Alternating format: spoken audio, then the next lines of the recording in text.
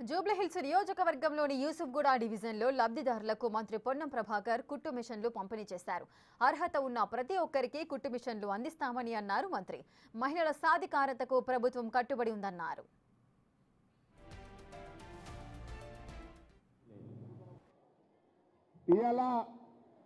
తెలంగాణ ప్రభుత్వం గౌరవనీయులైన రేవంత్ రెడ్డి గారి నాయకత్వంలో 10 సంవత్సరాలుగా ప్రజలు వారి ఉపాధి అవకాశాల కోసం చూస్తున్నటువంటి కుట్టు మిషన్ల పంపిణీ కార్యక్రమాన్ని రాష్ట్ర వ్యాప్తంగా చేపడతా ఉన్నాం.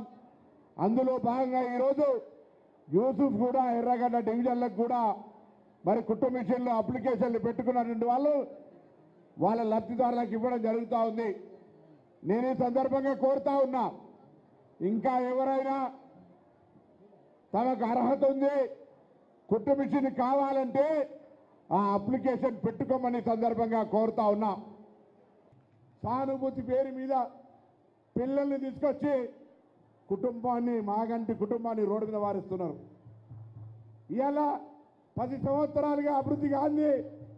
ఇలా వాళ్ళ పేరు మీద ఓట్లు అడిగేటువంటి ప్రయత్నం చేసి రాజకీయం చేస్తుంది టీఆర్ఎస్ పార్టీ. దయచేసి ఆలోచన చేయండి. 10 సంవత్సరాలు జూబ్లీహిల్స్ అభివృద్ధి కాలే. ఇవాళ కాంగ్రెస్ పార్టీ అధికారంలో ఉంది, అభివృద్ధి చేసి చూపెడుతుంది, అభివృద్ధి చేస్తుంది అనేటువంటి మాటను విశ్వసించమని కోరుతూ మీ అందరికీ మరొక్కసారి హృదయపూర్వకంగా నమస్కారం తెలియజేస్తూ ధన్యవాదాలు.